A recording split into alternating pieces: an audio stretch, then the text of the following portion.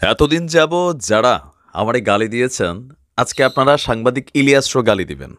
আজকে আপনারা পিনাকিদারেও গালি দিবেন। তো এবার বিকাশ নুরুর যে বস মেহেন্দিয়ান সাফাদি, তিনি সরাসরি স্বীকারোক্তি দিয়েছেন। দেখেন তো ঘটনা কি। একটা নেতাও ছিলাম হলের পোস্টেড। অর্থাৎ মানুষ কখনো আওয়ামী লীগ হয় না, আবার আওয়ামী লীগও কখনো মানুষ হতে পারে না। আমি আশা করি যে মাননীয় প্রধানমন্ত্রীর কাছে আমার পরিবারের সকলের মোটামুটি একটা তথ্য আছে, সেখানে দেখেছেন যে আমার পরিবার আসলে পুরো পরিবারে ছিল আওয়ামী ব্যাকগ্রাউন্ডের। একসময়ের ছাত্রলীগ নেতা নুরুল হক নূর ছাত্রলীগের পরিচয় পাল্টে গণ অধিকার পরিষদের নেতা হয়েছে, কিন্তু ছাত্রলীগের সেই চরিত্র থেকে। আসসালামু আলাইকুম সুপ্রিয় দর্শক বন্ধুরা, অবশেষে গণ অধিকার পরিষদের নেতা বিপি নুরুল হক নূরের সকল গোপন তথ্য বেরিয়ে আসলো। দর্শক বন্ধুরা, আপনারা সকলে জানেন গত কয়েকদিন ধরে বিপি নুরুল হক নূরকে নিয়ে সারা দেশে ব্যাপক আলোচনা এবং সমালোচনার জন্ম দিয়েছিল, এবং সেই সাথে তাকে নিয়ে অনেকে অনেক রকম অভিযোগ করেছিল, যদিও সেই অভিযোগগুলো তিনি অস্বীকার করেছিলেন এবং সেই সাথে অনেক কিছু প্রশ্ন মিলেছিল না। তো দর্শক বন্ধুরা, শেষ পর্যন্ত বিপি নুরুল হক নূরের সকল গোপন তথ্য বেরিয়ে আসলো এবং সেই সাথে সেই সকল প্রশ্নের উত্তর মিটে আসলো। তো দর্শক বন্ধুরা, এবং সেই সাথে আপনারা সকলে জানেন ইসরায়েলি গোয়েন্দা সংস্থা মেহেদি অ্যান্ড সাফাদির সাথে তার গোপন বৈঠক হয়েছিল।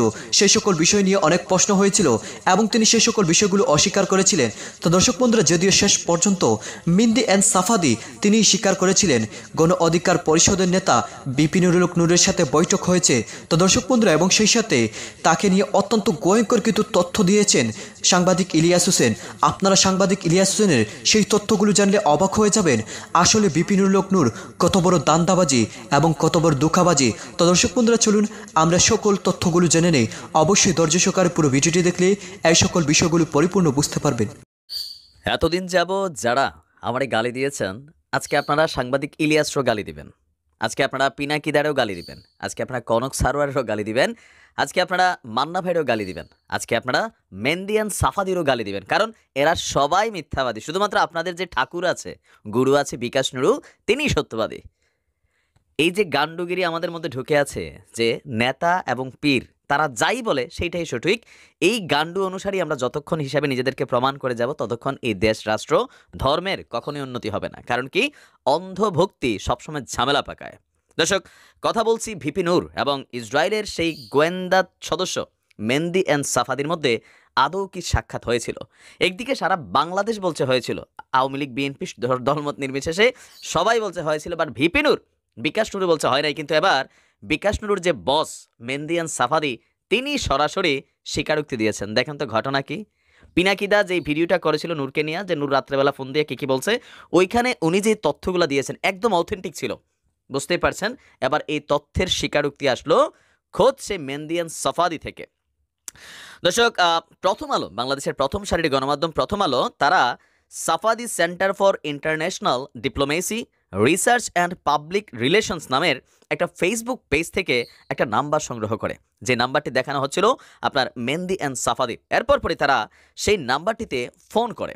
ফোন করার পর অপর প্রান্ত থেকে মেহেদি অ্যান্ড সাফাদির পরিচয় কনফার্ম করা হয় যে হ্যাঁ, মেহেদি অ্যান্ড সাফাদি বলছে। প্রশ্ন ছিল যে গত বছরের 26শে জুন আপনার কি বিকাশ নুরুর সাথে দেখা হয়েছিল? মেহেন্দিয়ান সাফাদি বলছে হ্যাঁ, তার সাথে নূরের সাক্ষাৎ হয়েছিল। দর্শক, এই প্রতিষ্ঠানটি ইসরায়েলের বিচার মন্ত্রণালয়ের অধীন ইসরায়েলি কর্পোরেশনস অথরিটিতে আপনার নিবন্ধিত। এখন সেখানে কিভাবে দেখা হয়েছে, কি হয়েছে, এই বিষয়গুলো লম্বা একটা ইস্যু। আপনাদেরকে আমি একটু যদি স্মরণ করে দিতে চাই, পিনাকিদার যে বক্তব্যটা ছিল, এই কি বলা হয় যে মেহেন্দিয়ান সাফাদির বক্তব্য হুবহু মিলে যাচ্ছে, যে 26শে জুন সকালবেলা নূরের সাথে একটা কফি শপে তাদের একটা মিটিং হয়েছে। এখন মিটিংয়ে কী নিয়ে আলোচনা হয়েছে সেই বিষয়ে এখানে কোনো তথ্য আসেনি, কিন্তু বিকাশ নুরু গতকালকেও বলেছিল, একদম কি বলে, বাংলাদেশের প্রত্যেকটা প্রথম সারির গণমাধ্যমকে সে বলেছে তার সাথে মেহেদি অ্যান্ড সাফাদির দেখা হয়নি। এখন মেহেদি অ্যান্ড সাফাদির সাথে দেখাটা কতটুকু ভয়ঙ্কর বিষয়।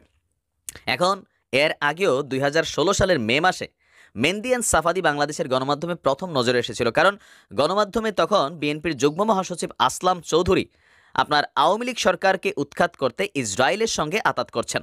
আপনার শিপন কুমার বসু নামক এক ব্যক্তির মধ্যস্থতায় মেহেদির সাথে আসলামের বৈঠক অনুষ্ঠিত হয়েছিল। এই বিষয়টা আপনার বের হওয়ার পর ওই বছরেরই 2016 সালের 15ই মে আসলামকে রাষ্ট্রদ্রোহ মামলায় রাজধানী থেকে গ্রেপ্তার করেছিল পুলিশ। প্রায় 1 বছর জেল খেটে তিনি জামিনে মুক্ত পেয়েছেন। আর এরপর মোসাদ বিতর্কটা নিয়ে সামনে আসছে যে এই মেহেদি অ্যান্ড সাফাদি তিনি কি আসলে ইসরায়েলের সর্বোচ্চ গোয়েন্দা সংস্থা মোসাদের সদস্য কিনা। তো বাংলাদেশের গণমাধ্যমে রাজনৈতিক নেতাদের উদ্ধৃত করে বলা হয়েছে মেহেদি ইসরায়েলি গোয়েন্দা সংস্থা মোসাদের এজেন্ট। তিনি মোসাদের এজেন্ট, এই ব্যাপারে সরাসরি কোনো তথ্য পাওয়া যায়নি। আবার তিনি যে মোসাদের এজেন্টও নন সে ব্যাপারেও কোনো তথ্য নিশ্চিত হওয়া যায়নি। তবে ইসরায়েল এবং মধ্যপ্রাচ্য ভিত্তিক সংবাদ মাধ্যম মেহেদী এন্ড সাফাদিকে নিয়ে বিভিন্ন সময় প্রতিবেদন ছেপেছে। এই মেহেদী এন্ড সাফাদি সম্পর্কে আপনাদেরকে আমি পরে আরেকটা ভিডিও করে দেখাবো। এইসব প্রতিবেদন থেকে তার সম্পর্কে ধারণা পাওয়া যায় যে ইসরায়েলের নিয়ন্ত্রণে থাকা গোলান মালভূমি এলাকার বাসিন্দা হচ্ছে এই মেহেদী এন্ড সাফাদি। তিনি দ্রুজ ধর্মাবলম্বী, দুবাইয়ে ব্যবসা করেন। আর সেখানেই বা কী বলা হয় যে যাই হোক, আমি যদি নুরুর ইস্যুটা একটু দেখি, মেহেদী এন্ড সাফাদি ইসরায়েলের ক্ষমতাসীন লিকুদ পার্টির সদস্য নেতানিয়াহুর, এই যে হারামজাদা আছে, তার খুবই কট্টর সমর্থক। ইসরায়েলের 2018 সালে বিতর্কিত যে নাগরিকত্ব আইন পাশ করে সেখানেও তার ভূমিকা ছিল। আর মেহেদী কতটা প্রভাবশালী, যাই হোক, এখন আমাদের বিষয়টা হচ্ছে কি ভাই, এই যে নুরুর, আপনি একটা ইস্যু দেখেন, নুরুর দৃষ্টিতে দেশের প্রধানমন্ত্রীকে সে প্রচুর খারাপ ভাষায় কথা বলে, বিরোধী দলের নেতাদেরকে নিয়েও সে খারাপ ভাষায় কথা বলে। তার বক্তব্যে বিএনপি চোর বাটপার, আওয়ামী লীগও চোর বাটপার, এই দেশের প্রত্যেকটা রাজনৈতিক দল চোর বাটপার, আর সে শুধু ভালো। এখন একজন রাজনৈতিক নেতা যদি আরেকজন রাজনৈতিক নেতাকে সম্মান না দেয়, সমালোচনার ভাষা থাকা উচিত। বিভিন্ন সময় একবার সে গোলাম রাব্বিরে, এই যে আমাদের কি বলে যে ছাত্রলীগের যিনি সাংগঠনিক সম্পাদক ছিলেন, সাধারণ সম্পাদক ছিলেন, বলতেছে আপনারা ঢাকা ইউনিভার্সিটি থেকে পাবলিক লাথি মেরে বাইর করে দিচ্ছে। এই ধরনের ভাষা ব্যবহার করা কিন্তু যায়, কিন্তু পলিটিক্যাল যারা একটা নেতৃত্বের লেভেলে দিবেন, দেখেন রেজারা নিয়ে সে কি বলতেছে, মাতাল ধান্দা, বাবার হা হা হা করে হাসে। এই যে একটা রাজনৈতিক নেতৃত্বের বক্তব্যের জায়গাটা, অনেকে মাননীয় প্রধানমন্ত্রীর ইস্যুতে অনেকে বলেন যে প্রধানমন্ত্রী খুব কড়া ভাষায় কথা বলেন, তো এটা কি কেউ পছন্দ করতেছেন না তো। কিন্তু নুরু যখন বলে প্রধানমন্ত্রী থেকে 100 গুণ খারাপ ভাষা তার ব্যবহার মুখের, সে কিন্তু তখন আমরা আবার অনেকে দেখি বাহবা দেন। দেখেন, আপনি আওয়ামী লীগ করতে পারেন, আমরা অন্য দল করতে পারি, আমি আওয়ামী লীগ করতে পারি, আপনি অন্য দল করতে পারেন, ডাজন্ট ফ্যাক্ট। আমি যদি আমার মায়ের সম্মান করি তাহলে আপনার মায়ের সম্মান করা আমার দায়িত্ব, আর আমি যদি আপনার মায়ের সম্মান করি আপনি আমাকে সম্মান করুন। সমালোচনা হবে, রাজনীতিতে খেলা হবে, সমালোচনা হবে, অনেক কিছুই হবে। এবার নুরুর বিরুদ্ধে কি সিদ্ধান্ত হবে? আবার শেষে একটু কারেকশন করে দিয়ে যাই যে প্রধানমন্ত্রীর ছেলে সজীব ওয়াজেদ জয়ের সাথে মেহেদী এন্ড সাফাদির নাকি দেখা হয়েছিল। ভাই এগুলা ভাই বহুত বড় চ্যানেলের খবর, এগুলা বাংলাদেশে অনেক কিছুই হয়, সেগুলো নিয়ে আসলে কথা বলার মতন বা সেগুলো নিয়ে ব্যবস্থা নেওয়ার মতন সিস্টেম যাদের কাছে, এটা কোন কারণে হয়েছে, কি হয়েছে সেটা সম্পর্কে কোনো তথ্য নাই। তো সেটা হচ্ছে অন্য আরেকটা ইস্যু। রাষ্ট্র ক্ষমতা যারা থাকে তাদের সাথে সারা পৃথিবীরই কানেক্টিভিটি থাকে, তাই না? এখন নুরু তো আর ওই জায়গায় না। আমার মায়ের চেহারাটা আমি কিছুটা দেখতে পেয়েছি, এরকম একটা জিনিস। এটি ডাকসু নির্বাচনের পরের ছবি। ব্যাপক জালিয়াতির এক পাতানো নির্বাচনে জয়ী হয়ে নূরের এই তৃপ্তির ঠেকুর সবাইকে অবাক করেছিল। আমি অনেক কথাই বলতে চেয়েছিলাম, কিন্তু আবেগ ভালোবাসায় অনেক কিছুই ভুলে যাচ্ছি। তখনই মানুষের মাঝে সন্দেহ তৈরি হয়েছিল নূর কি আসলেই আওয়ামী লীগের বি টিম হিসেবে কাজ করছে কিনা। তিনি একটি রিস্ক নিয়েছেন, কারণ এই ডাকসু নির্বাচনের রিস্ক কেউ নিতে চায়নি। সে আন্তরিকতা থেকে বিশ্ববিদ্যালয়ের প্রশাসনকেও সহযোগিতা করেছেন, অন্যথায় হয়তো এই নির্বাচন হতো না। সেজন্য তার প্রতি আমি খুবই কৃতজ্ঞতা জানাচ্ছি। হাসিনাকে এতটা তেল মারার পরেও আমার মতো অনেকেই গণ অধিকার পরিষদের পক্ষেই কথা বলেছে, কারণ এই দলটিতে আছে এক ঝাঁক শিক্ষিত দেশপ্রেমিক নিঃস্বার্থ যুবক।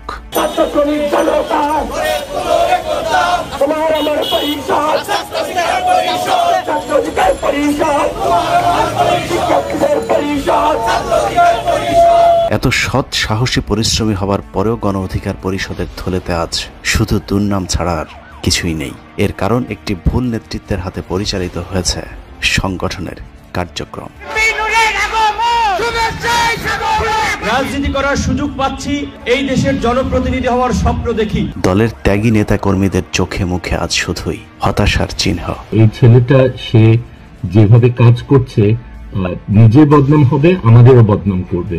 আমি এটাতে অংশগ্রহণ করতে চাইনি। রেজা কিবরিয়া গণ অধিকার পরিষদের নেতা কর্মীদের সাথে ওইভাবে সংশ্লিষ্ট না। 121 জনেরও নাম ধাম তিনি বলতে পারবেন না, চিনেন না। এরকম অভিযোগ পাল্টা অভিযোগ বেশ কদিন ধরেই দেশের সামাজিক যোগাযোগ মাধ্যমে হাস্যরসের খোরাক যোগাচ্ছে। রেজা নূর দ্বন্দ্বে ভাঙন স্পষ্ট গণ অধিকার পরিষদে। কাতারে যে লোকটাকে সে প্রবাসী অধিকার পরিষদের সভাপতি বানিয়েছে, নূরকে সে উপহার দিবে একটা গাড়ি। আমরা বিএনপির সাথে যুগপৎ আন্দোলন করছি, সেখানে তিনি বিএনপি ভেঙে প্রধানমন্ত্রী হওয়ার স্বপ্ন দেখেন। রেজা কিবরিয়া ও নুরুল হক নূরের দ্বন্দ্বে অবশেষে ভেঙেই গেল গণ অধিকার পরিষদ। IMF এর সরকার লোন পাবে না, এই সেই অর্থমন্ত্রী মামু বাড়ি নেই, এই সমস্ত কথা বলেছে। এই যে তার যে অতি কথন, এটা দলের জন্য একটা বিপজ্জনক হয়ে উঠছিল। টাকার ব্যাপারে, ইসরায়েলিদের ব্যাপারে তার জবাবদিহিতা যখন আমরা চেয়েছি, সে গেছে খেপে, আর কিছু না। সো আমি মনে করি যে সে দলকে নির্বাচনের দিকে নিবে শেখ হাসিনার আন্ডারে। এসব অভিযোগ পাল্টা অভিযোগের মাধ্যমেই জানা যায় নূরের সাথে শুধু ইসরায়েলি নাগরিক মেহেদী সাফাদি নয়, রয়ের সাথেও রয়েছে ঘনিষ্ঠ সম্পর্ক। এই পোদ্দার হচ্ছে বাংলাদেশের একজন নাগরিক, তিনি গণ অধিকার পরিষদের একজন কেন্দ্রীয় নেতাও, সেই সাথে ভারতীয় গোয়েন্দা সংস্থা রয়ের একজন এজেন্ট। আমার করা আগের অনুষ্ঠানে গণ অধিকার পরিষদে ঘাপটি মেরে থাকা রয়ের সদস্য বিপ্লব কুমার পোদ্দারকে পরিচয় করিয়ে দিয়েছিলাম। প্রত্যাশা ছিল নুরুল হক নূর তার ভুল শুধরে সঠিক সিদ্ধান্ত নেবেন, নিজের ভুল সিদ্ধান্তগুলোর জন্য জাতির কাছে ক্ষমা চেয়ে সঠিক পথে ফিরে আসবেন, কিন্তু হয়েছে তার উল্টোটা। বিপ্লব কুমার পোদ্দারের ব্যাপারে সতর্ক না হয়ে উল্টো আমার কাছে বিপ্লব কুমার পোদ্দারের কথা কে বলেছে তা নিয়ে শুরু হয়েছে ব্যাপক জিজ্ঞাসাবাদ। দলের একাধিক সূত্র জানিয়েছে নুরুল হক নূর এখন বিপ্লব কুমার পোদ্দারের অত্যন্ত ঘনিষ্ঠ সহযোগী। দলের আহ্বায়ক রেজা কিবরিয়াকে বহিষ্কারের উদ্দেশ্যে ডাকা শেষ সভাতেও নূরের ঠিক পাশেই বসা ছিল রয়ের গণ অধিকার পরিষদের এজেন্ট বিপ্লব কুমার পোদ্দার। জানা যায় রাশেদ খানের পরিবর্তে বিপ্লবকে ভারপ্রাপ্ত আহ্বায়ক বানানোর পরিকল্পনাও ছিল নূরের। সেই পরিকল্পনা বাস্তবায়ন আপাতত অসম্ভব হলেও রেজা কিবরিয়াকে সরানো অন্তত সম্ভব হয়েছে। সভায় দলের বেশিরভাগ কেন্দ্রীয় নেতা অনুপস্থিত থাকলেও নিজেদের ইচ্ছে মতো সিদ্ধান্ত নিয়ে রেজা কিবরিয়াকে অব্যাহতি দেওয়া হয়। পার্টির কোর গ্রুপে আছি আমরা জানতেছি যে কোথায় সমস্যাটা, এবং এই ক্ষত যদি চিকিৎসা না করাই কতদূর বিস্তৃত হবে, ক্যান্সারের মতো কতদূর ছড়াবে। বেশ কদিন ধরে রেজা কিবরিয়া নূরের মধ্যে চরম উত্তেজনা, অভিযোগ পাল্টা অভিযোগ চলছিল। সেই অভিযোগের প্রেক্ষিতে রেজা কিবরিয়াকে দল থেকে বাদ দেওয়া হলো। কিন্তু প্রশ্ন হলো, নূরের বিরুদ্ধে আসা অভিযোগগুলোর খবর কি? তার বিরুদ্ধে ওঠা সব অভিযোগ কি মিথ্যা? মেহেদী সাফাদির সাথে মিটিং করা ইসরায়েলিদের সাথে সে কেন গেছে, কিসের লোভে? একটা রাজনৈতিক কোনো সুবিধা পেতে, আর 2 নম্বর আর্থিক কোনো সাহায্য তাদের থেকে পাওয়া। নূরের বিরুদ্ধে এ পর্যন্ত যেসব অভিযোগ উঠেছে তার মধ্যে সবচেয়ে গুরুতর অভিযোগ হলো সংগঠনের নামে টাকা তুলে সেই টাকা নিজে আত্মসাৎ করা। আমি উনাকে প্রতি মাসে টাকা দিতাম, উনি একটা টাকাও দলের মধ্যে দেয় নাই। এটা আজ থেকে আমি আর দিব না। এইরকম দেশের গাদ্দারের সাথে আমি কাজ করব না। গণ অধিকার পরিষদের অর্থ কমিটিতে আমরা যে চাঁদাটা দিই প্রতি মাসে, প্রবাসীরা এই চাঁদাটা দেয়, স্বচ্ছ একটা হিসাব আজ পর্যন্ত দাঁড় করতে পারে নাই। নূর অবশ্য ওইসব অভিযোগের জবাব দিয়েছেন। আপনি প্রবাস থেকে কি পরিমাণ টাকা পেয়েছেন গণ অধিকার পরিষদের জন্য? সেই যে আমাদের অর্থ কমিটি এবং অডিট কমিটি বলতে পারবে, কারণ এটা তো আমি জানি না, অর্থ কমিটি এবং অডিট কমিটি বলতে পারবে। নূরের এই উত্তর সঠিক হলে আমাদের কোনো সমস্যা ছিল না, কারণ একটি রাজনৈতিক দলের সংগঠন পরিচালনা করতে অর্থের প্রয়োজন হয়, আর সেই অর্থ যদি সঠিক প্রক্রিয়ার মাধ্যমে গ্রহণ ও খরচ করা হয় তাহলে কোনো সমস্যা থাকার কথা নয়। কিন্তু অভিযোগ খুব সুনির্দিষ্ট। প্রতি মাসে প্রবাসীরা এই চাঁদাটা দেয়, আমাদের একটা রিসিপ্ট পাওয়ার কথা, কিন্তু আমরা এই রিসিপ্টটা পাই না। প্রতি মাসে আমরা রিসিপ্টের জন্য এই আলোচনা হয়, অর্থ কমিটির হিসাব নিয়ে আলোচনা হয়, কিন্তু অর্থ কমিটি কোনো মাসেই স্বচ্ছ একটা হিসাব আজ পর্যন্ত দাঁড় করতে পারে নাই। সুনির্দিষ্ট এই অভিযোগের সুনির্দিষ্ট প্রমাণও আমাদের হাতে রয়েছে। কালকের সমাবেশটা আমাদের ওইখানে একটু খরচ টরচ, এই জন্য টাকাটা একটু জরুরি প্রয়োজন, তো কিছু টাকা যদি সম্ভব হয় ডাচ বাংলা ওখানে দিয়ে দেন। আমাদের কাছে বেশ কিছু ফোন রেকর্ড এসেছে যেখানে শোনা যায় নূর নিজেই যুক্তরাষ্ট্র প্রবাসী এক ব্যবসায়ীর কাছ থেকে টাকা চাচ্ছেন। আমার ভাই বিকাশের অফিসে আমি ফোন দিছি, ওরা বলছে যে এখনো অ্যাকাউন্টে জমা হয় নাই, আর সাধারণত রেমিটেন্সের ক্ষেত্রে দেখা যায় আপনার ওরা দ্রুত রিলিজ করে দেয়। তো আমার মনে হয় আপনার ওইখানে একটু খোঁজ নেন যে সেন্টটা হয়েছে নাকি আসলে। সেই যে আমাদের অর্থ কমিটি এবং অডিট কমিটি বলতে পারবে, কারণ এটা তো আমি জানি না। নূরের দাবি অনুযায়ী বিদেশ থেকে আসা সব টাকা অর্থ কমিটির মাধ্যমে লেনদেনের কথা বলা হলেও বাস্তবে দেখা যায় ওই প্রবাসীর কাছ থেকে নেওয়া টাকা নূর নিজের বিকাশ অ্যাকাউন্টে পাঠানোর অনুরোধ করছেন। আসসালামু আলাইকুম নূর ভাই। ভাই আপনি যেহেতু সেন্ডার, আপনার অ্যাক্সেসটা বেশি থাকবে, তো আপনি প্রয়োজনে যদি না হয়ে থাকে তাহলে চাইলে উপরের যে ডাচ বাংলা ব্যাংকের অ্যাকাউন্টে দিলাম ওইটা তো একটু পাঠাতে পারেন। আমাদের তো কালকেই প্রোগ্রাম, টাকা পয়সা তো কালকেই লাগছিল, আপনি একটু দেখেন। যুক্তরাষ্ট্র প্রবাসী ব্যবসায়ীর সাথে কথা বলে জানা যায় নূরকে তিনি নিয়মিত টাকা পাঠান। তো দর্শক বন্ধুরা, আপনারা হয়তো এই পুরো ভিডিওটি দেখে এবং বিপি নুরুল হক নূরের এই সকল তথ্যগুলো জেনে অবাক হয়ে গিয়েছেন।